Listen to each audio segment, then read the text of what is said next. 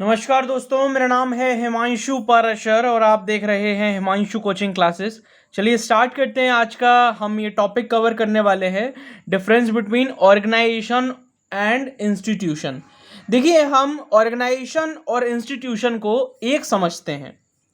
कुछ मायने में ये एक हैं भी, पर कुछ चीज़ों में ये थोड़े से अलग हो जाते हैं। आज उसी पर हम थोड़ी सी चर्चा करेंगे, क्योंकि चर्चा का विषय इसलिए है क्योंकि हमको इसका डिफरेंस पता होना चाहिए यदि हम पढ़ाई करते हैं तो, है ना।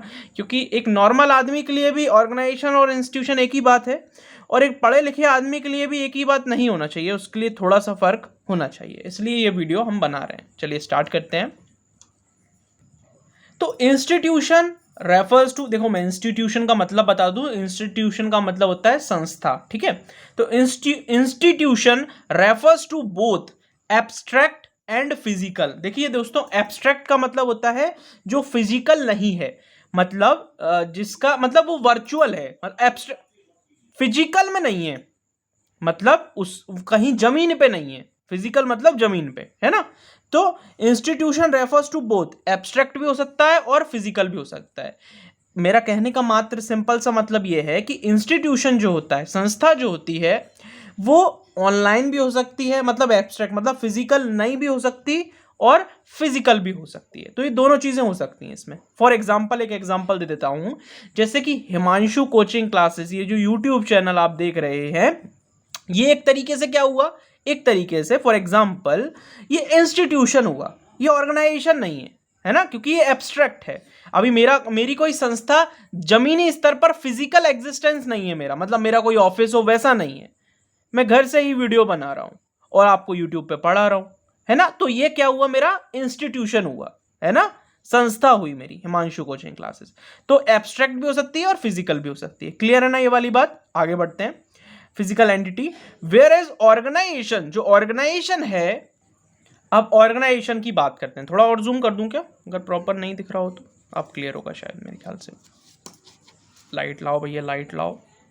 चलिए स्टार्ट करें। वहीं हम ऑर्गेनाइजेशन की बात करें, और ऑर्गेनाइजेशन का मतलब होता है संगठन। संगठन समझ में आ रहा है ना, नाम से ही हिंदी में मतलब जो है ना, उससे ही क्लियर हो रहा है कि बहुत सारे लोग होंगे इसके अंदर। ऑर्गेनाइजेशन, संगठन, है ना। तो organisation strictly refers to a physical entity, मतलब जो आपका ऑर्गेनाइजेशन होगा ना, वो उसकी फिजिकल एंटिटी होगी, मतलब उसका कहीं ना कहीं जमीनी स्तर पर कोई ना कोई ऑफिस होगा, उसको हम ऑर्गेनाइजेशन बोलेंगे। क्लियर है बात। ऑर्गेनाइजेशन ऑनलाइन नहीं हो सकता, है ना। ऐसा नहीं हो सकता कि उसका फिजिकल एग्जिस्टेंस ना हो। क्लियर है ये वाली बात, ये वाली बात क्लियर है ना, मतलब उसका कहीं ना कहीं ऑफिस होगा होगा। क्लियर है ना। चलिए अब हम डिफरेंस बिटवीन समझते हैं। ये थोड़ा सा मतलब समझाया था मैंने आपको, जिससे थोड़ा सा इंटरेस्ट जागे। अब हम प्योर डिफरेंस पे आते हैं। ये भी एक डिफरेंस ही है कि एब्स्ट्रैक्ट और फिजिकल वाला, ये भी एक डिफरेंस है। तो अभी हम पूरा समझते हैं अच्छे से। आज इस वीडियो को अच्छा, आज मतलब आज इस टॉपिक को अच्छे से क्लियर कर लेते हैं। मीनिंग समझते हैं सबसे पहले। जूम कर दूं। Meaning, an organisation is a systematic collection of people, मतलब ऑर्गेनाइजेशन में क्या होता है, एक सिस्टमेटिक कलेक्शन ऑफ पीपल, मतलब यहाँ पे लोग बाग होते हैं, who work together for achieving the common goal. मतलब सिंपल सा मतलब ये है कि मान के चलो एक ऑर्गेनाइजेशन है, ठीक है ना, जहां पर बैट बनाया जाता है। क्या बनाया जाता है, बैट, क्रिकेट बैट, ठीक है ना। तो वहां पर बनी बनाई बात है, बहुत सारे लोग काम करते होंगे, हु वर्क टुगेदर, साथ में काम करते होंगे, for achieving the common goal. उनका एक ही गोल होगा कि हम एक अच्छा शानदार बैट बनाएं, इतना अच्छा बैट बनाएं कि हर एक बच्चा उस बैट से खेले, मतलब उसकी बैट की सेल्स बढ़े। तो एकमात्र गोल हो गया और सभी उसी में लगे हुए हैं। तो ये हो गया ऑर्गेनाइजेशन। क्लियर है ये वाली बात। अगर क्लियर नहीं है तो 1 मिनट पीछे करना और फिर से सुनना, क्लियर हो जाएगा, ठीक है ना। बहुत आसान है, बहुत एकदम। अब इंस्टीट्यूशन पे चलें। इंस्टीट्यूशन समझे क्या होता है। तो an institution is establishment that is dedicated to promoting a specific cause. Cause मतलब एक स्पेसिफिक कारण, that can be educational, professional और सोशल। फॉर एग्जाम्पल, बहुत अच्छा एग्जाम्पल देता हूँ, हिमांशु कोचिंग क्लासेस, जैसे आप ये यूट्यूब चैनल है, आपने यदि वीडियो को अभी तक लाइक नहीं करा, वीडियो देख रहे हो, थैंक यू सो मच, आप मेरी वीडियो देख रहे हो, आप मेरी इससे समझ रहे हो, लाइक करिए वीडियो को और सब्सक्राइब जरूर करिए। सब्सक्राइब करेंगे तो आपको ऐसे ही और भी वीडियोज़ मिलते रहेंगे, ठीक है। चलिए, तो मैं क्या बता रहा था, मैं एक आपको एग्जांपल दे रहा था इंस्टीट्यूशन का, जैसे ये हिमांशु कोचिंग क्लासेस है। अब इसका मेन मोटिव क्या है, आपको बताना, गाइड करना, मतलब पढ़ाना, एक तरीके से यही है ना, एजुकेशनल, एक ही कारण है ना हमारा, हम एक ही चीज को प्रमोट कर रहे हैं ना, पढ़ाई पढ़ाई पढ़ाई, और मतलब हम कोशिश क्या कर रहे हैं कि आपको सरल बना सकें, मतलब आपकी जो टफ पढ़ाई है उसको सरल बना सकें। मतलब मैंने जो जब अपना कोचिंग क्लासेस ये खोला था यूट्यूब पर, तो मेरा मेन मोटिव यही था, है ना, और आज भी यही है ना। तो यही बता रहा है वो कि एन इंस्टीट्यूशन, एक संस्था, इज एन एस्टेब्लिशमेंट, मतलब जब उसका निर्माण होता है, वो बनता है, दैट इज डेडिकेटेड टू, वो पूरी तरीके से समर्पित होता है, टू प्रमोटिंग मतलब आगे बढ़ाना, किसी चीज को उसको ऊपर लाना, है ना, प्रमोट करना।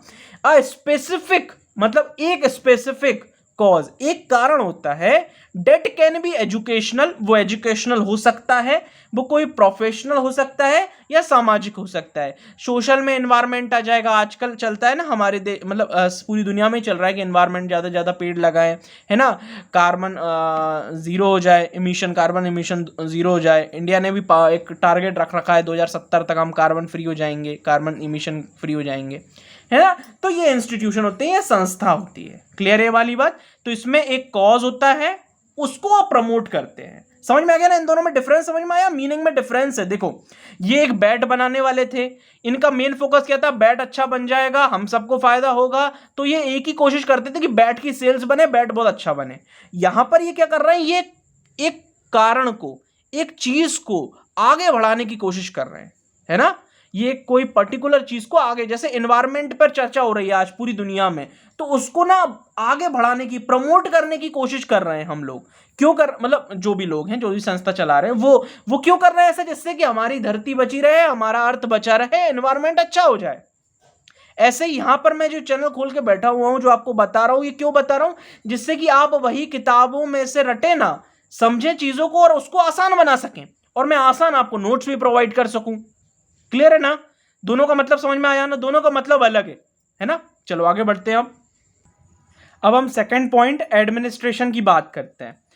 एडमिनिस्ट्रेशन का मतलब होता है एक प्रशासन, है ना। हाँ, तो जो कंट्रोल करने वाला होगा, है ना, जो कंट्रोल करता होगा, रेगुलेट करता होगा, वो तो कंट्रोल करने वाला एडमिनिस्ट्रेशन। तो एडमिनिस्ट्रेशन कैसा रहता है ऑर्गेनाइजेशन में, देखिए यहाँ पे ऑर्गेनाइजेशन लिखा हुआ है, ये ऑर्गेनाइजेशन वाले हैं, याद रखना, है ना, ये इंस्टीट्यूशन वाले हैं, ठीक है। तो और एडमिनिस्ट्रेशन कैसा रहता है ऑर्गेनाइजेशन में, सेंट्रलाइज्ड होता है। सेंट्रलाइज्ड का क्या मतलब होता है, ये भी तो पता होना चाहिए। देखिए, सेंट्रलाइज का मतलब ये ऐसा होता है, जैसे कि अभी हमारे रूल्स कौन बनाता है, सेंट्रल गवर्नमेंट बनाती है ना।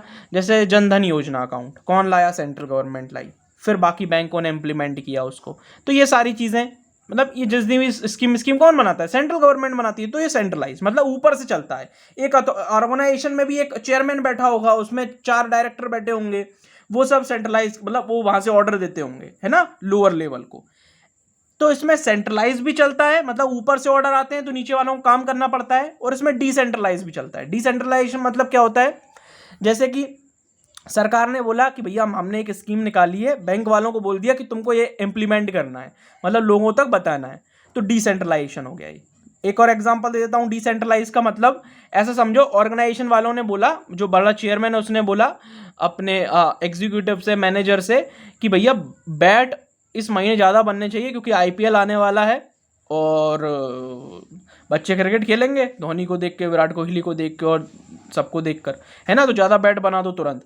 तो ये क्या हो गया, ये पावर जो थी चेयरमैन की, वो मैनेजर को दे दी, मैनेजर से वो जो बनाते हैं बैट उनके पास आ गई, है ना, कि हाँ हाँ बैट बनाना है। तो ये ऐसे पावर चल रही है, तो इसको कहते हैं डिसेंट्रलाइज्ड, है ना। पावर बांट दी उसने ना, दूसरे को अधिकार दे दिया पावर का, एडमिनिस्ट्रेशन। यहाँ तो ये ऑर्गेनाइजेशन में था। तो ऑर्गेनाइजेशन में दोनों पावर चलती है, एक तो डायरेक्ट ऑर्डर आएगा तब भी आपको काम करना है, और किसी को अथॉरिटी भी दे देते हैं, किसी पर्सन को, वो तो अथॉरिटी देता वो ये ऊपर वाला ही, सबसे ऊपर जो होगा, तो वो डिसेंट्रलाइज्ड हो गया। क्लियर है। इंस्टीट्यूशन में सिर्फ डिसेंट्रलाइज चलता है, इंस्टीट्यूशन में सिर्फ डिसेंट्रलाइज चलता है। एक मान के चलो एक कोई संस्था है ना, जिसका चेयरमैन कोई और है, उसने कोई ऑर्डर दे दिया जो कोई ब्रांच में जो बैठा है उसको, तो वो फिर सारा चीज संभालेगा, तो ये डिसेंट्रलाइज्ड होता है इंस्टीट्यूशन, ठीक है ना, एडमिनिस्ट्रेशन। ठीक है, क्लियर है वाली बात? आगे बढ़े, मैं मतलब समझा ही चुका हूँ डिसेंट्रलाइज का आपको। चलिए अब आगे बढ़ते हैं, गवर्निंग फैक्टर समझते हैं। जब हम गवर्निंग फैक्टर की बात करते हैं तो ऑर्गेनाइजेशन जो होता है वो रूल्स और रेगुलेशन से चलता है। क्लियर है, बहुत छोटा सा पॉइंट है। और वहीं मैं इंस्टीट्यूशन की बात करूं तो वो कस्टम मतलब रिवाज एंड वैल्यूज मतलब मूल्यों से चलता है।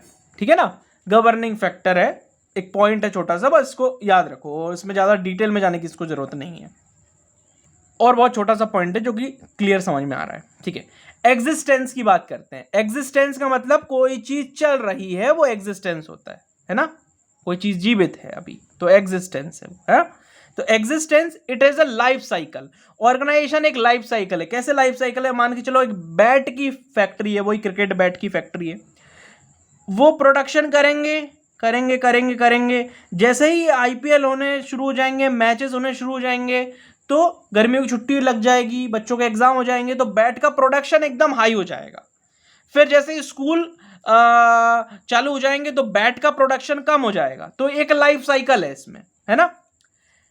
अब मैं इंस्टीट्यूशन की बात करूं, संस्था की बात करूं, तो it is a long lasting. जैसे मैं ये जो चैनल चला रहा हूं ये लॉन्ग लास्टिंग है, काफी टाइम से चला रहा हूं, मतलब 2019 से चला रहा हूं लगातार। It is a long lasting और ये आगे तक चलता रहेगा।